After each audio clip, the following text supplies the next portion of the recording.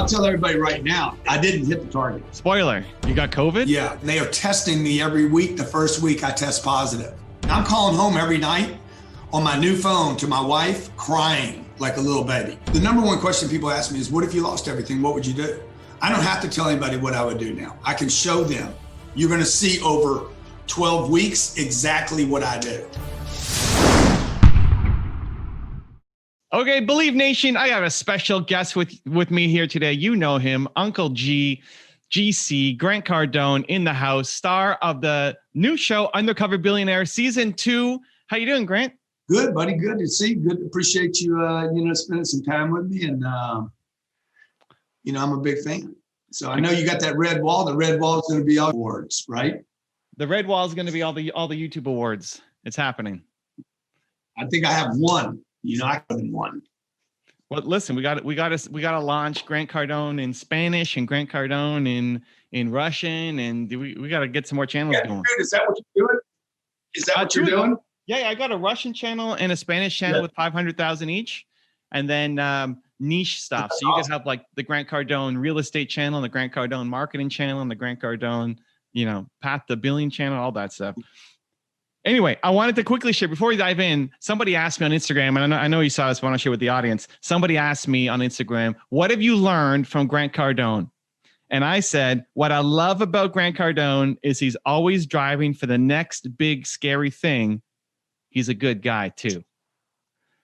Dude, that's awesome, man. That's awesome. A lot of people know a good guy, but you do.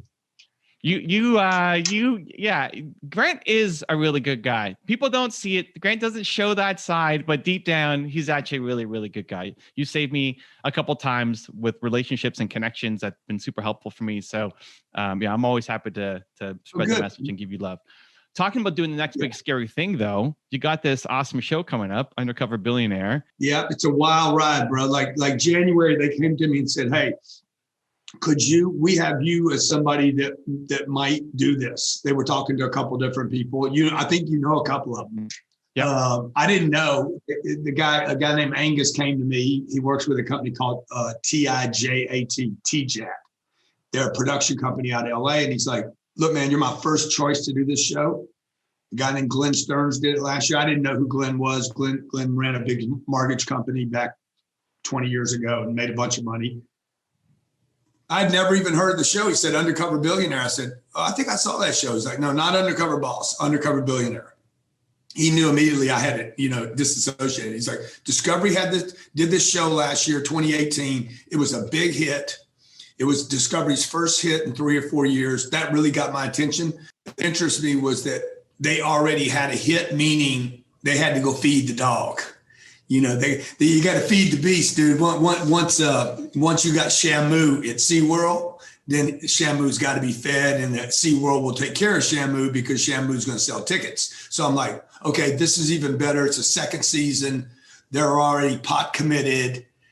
I'm doing my business. So they're going to promote the hell out of this show. So I'm like, I'm totally interested. I said, look, I'll do the show. And the guy's like, you don't even know what I want you to do. I said, shit, man, what's it called? Undercover Billionaire. I said, it sounds good. I said, the only thing I need to tell you guys, you can't call me a billionaire if I'm not a billionaire. And he's like, bro, we're not changing the name of the show just because you ain't a billionaire yet. He's like, everything I see online, like you've done billions of dollars of real estate transactions. I'm like, yeah, that's true. He's like, good enough. Do you want to do the show? And he's like, before you say yes, you should go watch last year. I'm like, dude, I don't need to watch it. He's like, please go watch it. So this was January. This is the year 2020 is going to be the best year of mankind. This is all pre-COVID. There hadn't been a pandemic yet. The country hadn't got shut down. So I go watch the first 3 minutes of this show, and I see the promo piece they do on this guy, Glenn Stearns, billionaire, blah, blah, blah, mortgage business. He's getting off of his jet, getting on a helicopter to his yacht. I'm like, I'm doing this show. The first 2 minutes going to make me look good. As the show goes on, they drop this guy off in a city, dude, and they take away his credit cards, his money, his driver's license. He can't use his name, can't use his phone. And I'm like, whoa. And it got real scary. So I called my wife. I said, hey, I think I want to do this show.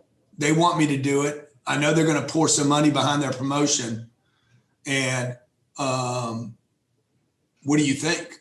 You know? And she's like, well, how long will you be gone? I said, I'll be gone 3 months, but I'll try to get you guys out there. I was so naive about the whole thing. I thought I was going to be able to bring my family out and do this. So we started shooting in March, dude. It was the worst and best experience of my entire lifetime. And I would never do it again, by the way. Why the worst and why the best? So it was the worst experience because, and this is all before COVID, okay? It was the worst experience because I just completely underestimated and forgot what it's like not to have anything. I completely had lost touch with what people go through every day. You know, I had $100. I couldn't use my name. One thing I learned was like some of the things that we take for granted. And as soon as I say that, everybody's like, oh yeah, we take so much for granted, like our health and food and water and shelter. I'm not even talking about that, dude. I'm talking about your name. Every time I went up to somebody, I had to use a different name, and which immediately put me at uncertainty and into a lie. I mean, the ability just to tell the truth to people every day is you know, we take it for granted. Like not to mention water. I had no water. I had no shelter. It was 15 degrees outside. I had no place to sleep. I knew no one. Couldn't use my name. Couldn't use any of my past success. Couldn't even use my past failures. When communicating, my authenticity and transparency, the things that I really rely on are to, you know, that I figured out how to tell the truth to people, good, bad, or indifferent. You know, I am who I am all the time, and I couldn't be me. So that was the hard part. Being away from my family was extremely difficult. They give you $100. Did they give you a truck or a car or something? Yeah, it's an all beat up truck, dude. That can't be worth more than, you know, if it's worth $2,000, I'm shocked. So they give you a truck, $100. You can't use your name, and in 90 days you have to build $1 million valuation business. That's the thing. And I bet $1 million that if I come up short, if I come up one penny short on $1 million, I got to throw $1 million in. So if you don't make the million, you got to put in $1 million. There's going to be an evaluator come in at the end of the last show, or I don't know how they cut it up, but I haven't seen any of this, by the way. If Vegas was going to put odds on you getting the $1 million valuation, what do you think the odds should be? Does GC hit the $1 million in 90 days? That's a great question, by the way. No, that's an ask it. I don't think the odds would be. Maybe your audience. Obviously, you know the results, so we can't share the results before the show comes out. But what do you think the odds would be? Well, I'll tell everybody right now. I didn't hit the target. You didn't hit the target. Spoiler. So in Discovery, by the way, they hate me saying this. Yeah. Like they hate it. They're like, you signed an NDA. You said that. I said, okay, whatever, dude. I mean, we're gonna sue me. I don't think you're gonna sue me. So Glenn didn't hit the target either. The first guy. No, Glenn didn't hit the target. And I do it completely different than Glenn. I learned a lot watching the show, by the way. When I watched Glenn, I was literally taking notes. Don't do that. Don't do that. Don't do that. Okay, do that. Do that. That worked. This didn't work. That worked. And so, you know, the other thing that people are not going to know unless we do things like this, dude, I got so lost in this thing that I'm still ruined from it. I'm a little over the whole deal, actually. And it's been, you got to remember, we started this in March before COVID was even a thing. And then as I was there in this city, COVID started showing up in the news. 14 days into it, I picked up my first check on the second week. It was a substantial check too. I had my first momentum, like after 10 or 11 days, and they shut the whole thing down. And I'm like, what? Dude, it's over. It's over. I'm saying, what do you mean it's over? Okay. Now I'm calling home every night on my new phone to my wife, crying like a little baby. I can't do this. She literally kept me in the deal for the first 2 weeks. I finally got my first score. I called her. I said, dude, I just got a score. This is going to work. I'm going to be a star. People are going to love me. right? And then the same day they walk up, Discovery came up to me and said, it's over. I said, what do you mean it's over? We got to pull the plug. We can't shoot. COVID, the country's going to get shut down. COVID's going rampant. We can't do this anymore. I'm like, dude, I'm done. I'm doing this thing. They're like, you can do it if you want to. We're out of here. Wow. So what are you going to stay and just keep? There's not going to be any cameras, so you're not going to document it. It won't be on the show. It won't matter. We'll call you back in a couple of months when we can come back. Maybe we can come back in 2 weeks. So I had to go home. COVID hit. 40 will be unemployed. Big economic contraction since the Great Depression.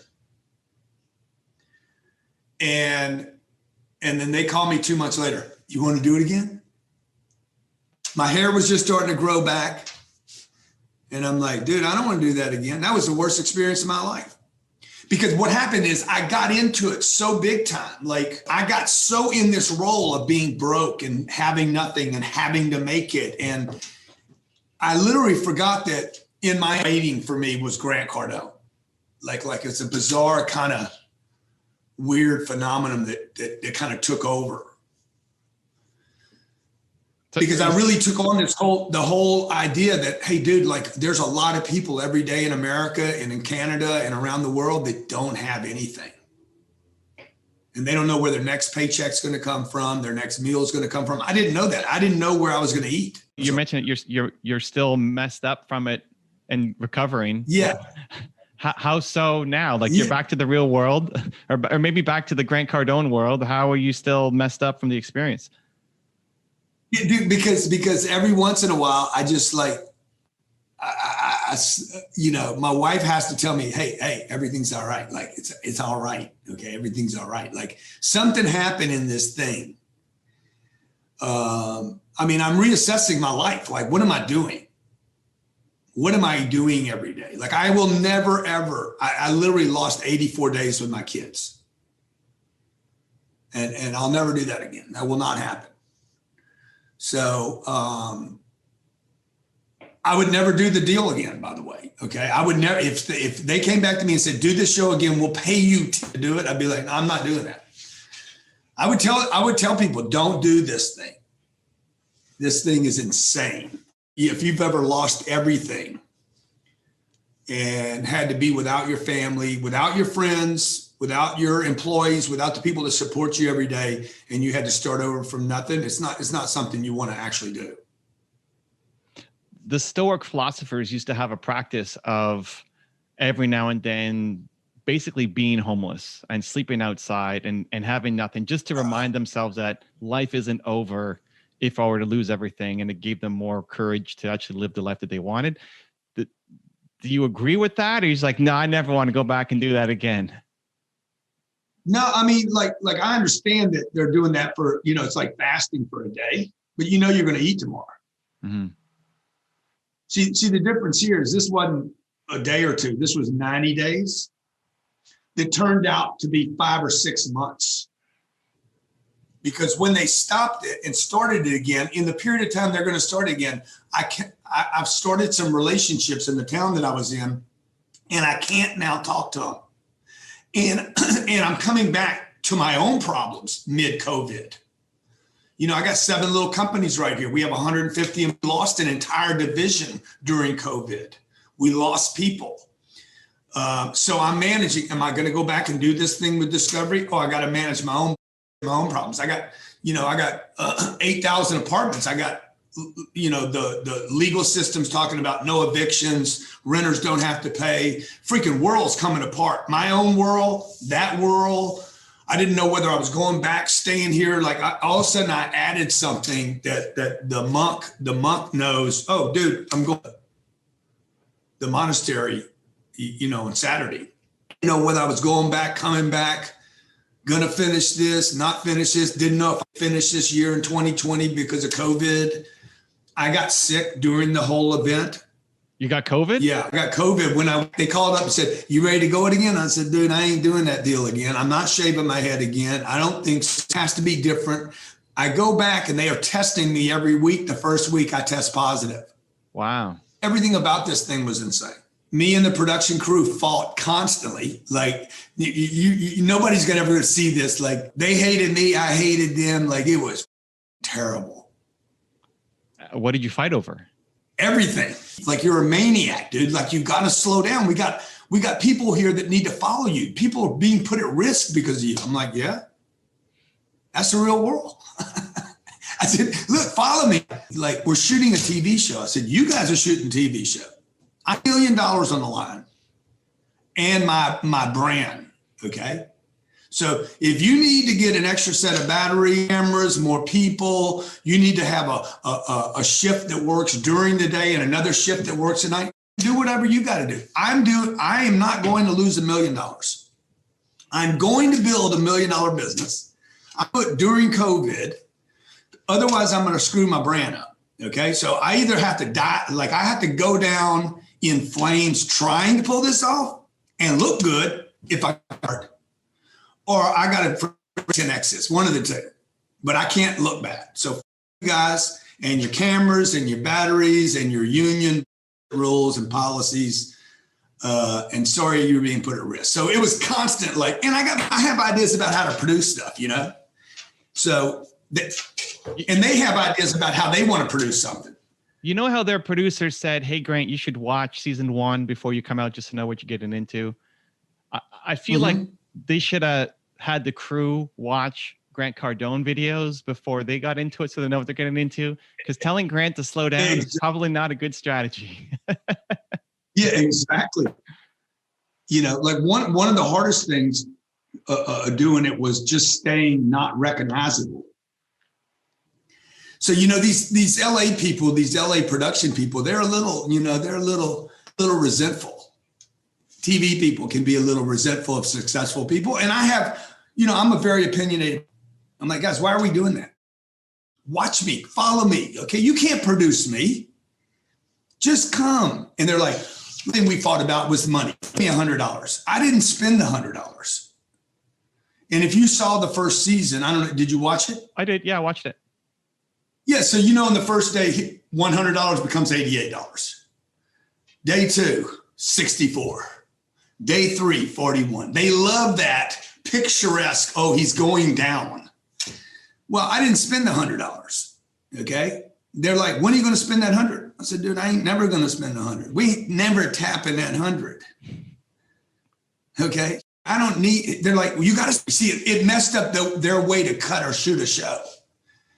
And I'm like, guys, $100 can't anybody. I don't even know why you guys gave me 100. Why didn't you just take me to zero right out of the gate? Like, I don't need $100. I need to build our business.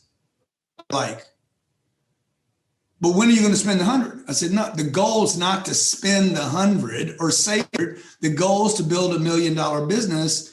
So I'm not going to manage $100. This is what my mom did her whole life and why she never got ahead. She basically saved money and didn't want to spend. And I'm like, look, saving or spending is not the issue here. Creating is the issue. Follow me. And then I'm off to meeting people, trying to produce some business, right? And then they would ask me things like, well, what are you going to do? You know, what are you going to do about starting a business? I ain't got any ideas. I don't even know where I'm going. And they're like, what are you going to do when you get there? I'm going to go meet people. But what kind of business are you going to create? I don't know. How would I know that right now? Like it would be like, it would take me like 5 weeks to figure out what kind of business I'm going to even do. And that's not TV for them. See, they want to tell this story. And the story of the entrepreneur is not always laid out so succinctly. If you think about, there's a lot of people who watch your content on a daily basis on YouTube, Instagram, everywhere that you are. A lot of them are in that situation right now where they're homeless or they're trying to get started. They don't have a lot of money, or maybe they have $100 to their name.